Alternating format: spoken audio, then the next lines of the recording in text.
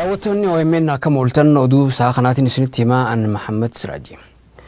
Xiinxalaa siyaasatii fi daayirektarri olaanaan OMN Jawaar Mohammad mootummaan amaanaa uummanni itti kenne ce'umsaaf itti kenne jabeessuu akka qabu hime. Jawaar kana kan jedhe sirna kabaja waggaa 5ffaa hundeeffamaa fi tumsa OMN magaalaa Awwadaayitti qophaa'e irratti.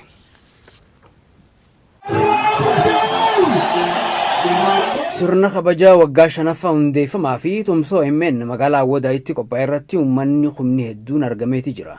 Sirna kanarratti xiinxalaan siyaasatii fi daayirektarri olaanaan OMN Jawaar Mohammad qabsoo uummanni wareegamaan asiin gahe qabachuun mootummaan hojii guddaa hojjechuu himeeti jira. Haa ta'uutii garuu gaaffiilee uummanni gaafatu yeroo yeroon deebisaa deemuun dhimma murteessaa ta'uu eere fedhiin uummataa yeroo irraa gara yerootti dabalaa waan jiruuf qaamni uummanni imaanaatti kenne cimee hojjechuu akka qabu dhaamee jira. Uummanni Oromoo saboonni sablammoonnii fi uummanni naannoo Hararii tokkummaa isaanii cimsuudhaan akkuma aadaa isaanii nagaan jiraachuu akka qabanis dhaamee jira. Pirezidaantiin naannoo Hararii Ordiin Badrii gama isaaniitiin uummanni Oromootii fi Hararii uummattoota obbaleeyyanii yeroo gammachuutii fi gaddaa wal cinaa dhaabbachuun wal utubee jiraachaa amma gahee ta'uu dubbatan. OMN ammoo miidiyaa saba tokko qofa osoo hin taane miidiyaa ilmaan cunqurfamtoota maraatii jaanii jiran pirezidaantiin kun sirna kabaja ayyaana hundeeffama OMN waggaa 5ffaa magaalaa Awwadaayitti qophaa'e kanarratti OMN tumsuuf qophiileen garagaraa dhiyaatanii jira. Xiinxalaan siyaasatii fi daayirektarri olaanaan OMN Jawaar Mohammad uummata magaalaa Awwadaayii fi naannoo isii waliin mari'atee jira. Marii kanarrattis uummanni Awwadaayii fi naannoo isii qabeenya jimaarraa fayyadamaa akka hin jirre ibsamee jira. Dargaggoonni hojii dhabdummaan rakkoo keessa akka jiranis waltajjii marii kanarratti ibsamee jira. Xiinxalaa siyaasatii fi daayirektarri olaanaan OMN Jawaar Mohammad gama isaatiin uummanni Oromoo kan qabsaa'eef alaabaa dhaabbatee dhiichisuu qofaa fi mitii jee jira. Bilisummaan dinagdeen hin utubamne bilisummaa waaraan ta'uu kan jee Jawaar uummata Oromoo dinagdeen cimsuun dhimma murteessaa ta'uu hubachiisee jira. Dinagdeen cimsuuf nageenyii fi tasgabbiin murteessaa akka ta'e simee jira. Homii uummanni Awwadaayii fi naannoo isii qabeenya jimaarraa hanga fayyadamuu qabu fayyadamuu dhabu walii wal qabatee kaasuuf mootummaan furmaata kaayuu akka qabus himee jira Jawaar jechuudhaan oduu Musaatu gabaase. Jijjiirama amma biyya tana keessatti mul'atee fuullaa taasisuuf qeerroo fi qarreen akkuma amma duraa geegama isaanii bahuu akka itti fufuu qaban hubachiifamee jira. Ayyaanni hundeeffamaa waggaa 29ffaa ODP'tii fi barri injifannoo Oromoo waggaa 1ffaa magaalaa Finfinnee kutaa magaalaa Booleetti kabajamee jira. Dr. Abiy Lammaa Magarsaa Takkalaa Uumaa Rabbi nuu kenne ijoollee teenya ammallee beekuma isaanii fiixan waa baasu. Miseensi Koree Jiddugaleessaa ODP'tii fi bulchaan kutaa magaalaa Boolee Xalahuun Fiqaaduu wayituma kan akka jaanitti uummanni Oromoo magaalaa Finfinnee keessatti sabootaa fi sablammoota biyya tanaa hammatee waliin jiraata.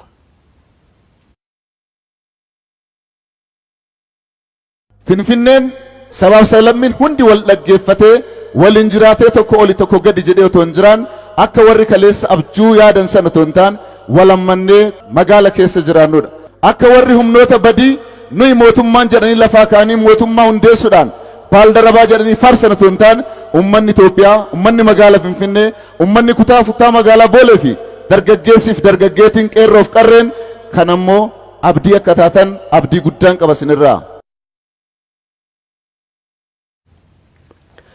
Hirmaattoonni sirna kabaja ayyaana kanaa gama isaaniitiin gaaffiin uummanni Oromoo magaalaa Finfinnee irratti qabu hatattamaan deebii argachuu qabaa jaanii jiran. Ololli kantiibaa itti aanaa Injiinar Takkalaa Uumaa irratti oofamaa ture aggaammii faayidaa fi mirga Oromoo irratti aggaamamee jaanii jiru. Hoggansa kantiibaa itti aanaa Injiinar Takkalaa Uumaa tumsuun misooma magaalaa tanaatiif yeroo hamumaa caalaa akka hojjetanis dubbataniitu jiru. Hirmaattonni sagantaa kana kan gabaase Guyyoo Ariyooti. Ayyaanni hundeeffama ODP waggaa 29ffaa fi barri injifannoo Oromoo waggaa 1ffaan Finfinnee kutaa magaalaa Lidataattis kabajamee jira. Sirna kabaja ayyaana kanarratti dhalattoonni Oromoo hedduun argamanii jiran.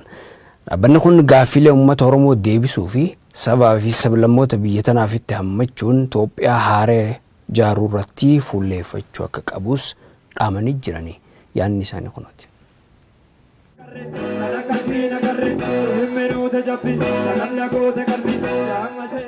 Dhaaba kanarraa akka ODP'tti uummanni Oromoo wantoonni kanaan dura gaafataa ture keessaa muraasni yoo deebi'e iyyuu gara fuulduraatti kan deebi'uu malan gaaffileen hedduun ni jiru. Keessumattuu magaalaa Finfinnee keessatti uummanni Oromoo gaaffii hedduu gaafachaa jira. Gaaffii abbaa biyyummaallee, gaaffii gama dinagdeedhaan, gama siyaasaadhaan illee waan hedduu gaafachaa jira. ODP akka paartiitti, akka paartii biyya bulchu tokkotti xiyyeeffannaatti kennee wanna uummanni gaafachaa jiru kana, wanna dhalataan Oromoo as keessatti gaafachaa jiru kana tokko lamaan utuu oosheen bulshin deebisuu irraa eegamadheen yaadan akka koottachuudha.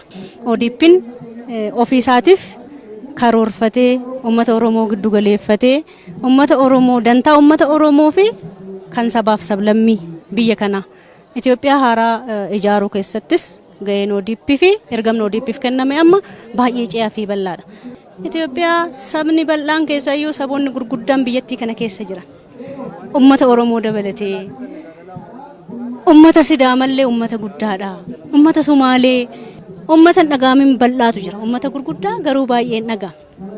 Ummata kana hammachuun dantaa ummata Oromoo akkasumas saboota biraa eegsisuu irratti waan duubatti isa deebisu tokkoyyuu jiraachuu isarra hin jiraatu. Uummanni Oromoo waan argatuu qabu magaalaa Finfinnee irraa waan argatuu qabu argatee jiraataan magaalaa kana waan sila argatuu qabu dhiibbamee cunqursaa jala waan tureef dhiibbaa kanarraa akka gaafin isaa deebii argatu barbaada. ODP yoo taate akka ODP dalaguu qabdi. Waan hawaasni irraa gammadu dalaguu qabdi.